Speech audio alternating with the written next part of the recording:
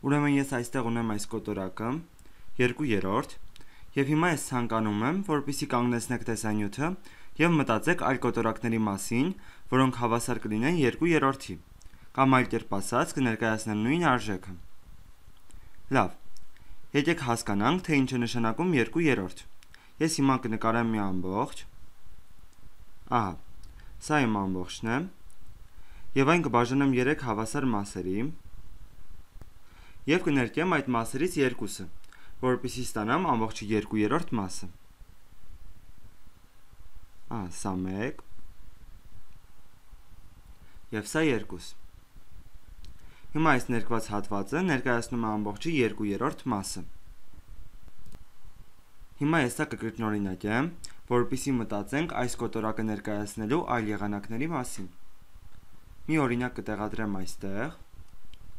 եւ մի օրինակ էլ այստեղ։ Ահա։ Հիմա իմ առաջին քայլը կլինի այս պատկերի 3 մասերից յուրաքանչյուրը 2 հավասար մասի բաժանելը։ Այսպես մի հորիզոնական գծով ես այն կբաժանեմ 2 հավասար մասերի։ Ահա։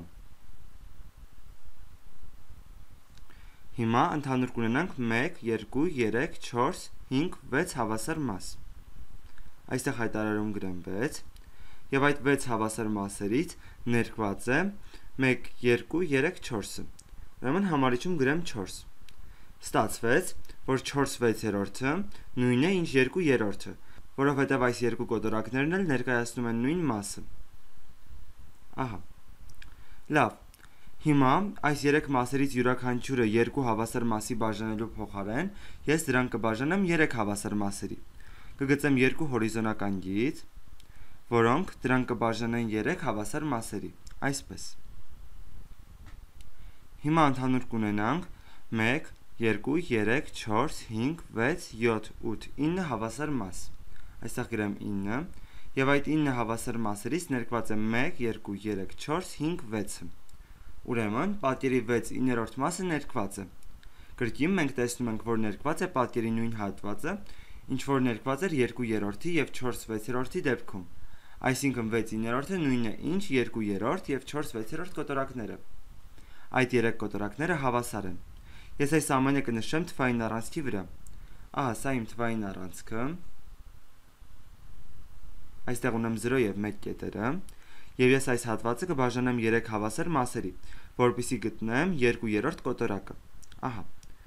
Այս առաջին հատվածը ներկայացնում է 1/3 մասը, իսկ երկրորդը 2/3 մասը, որովհետև ընտրված է 3 մասերից երկուսը։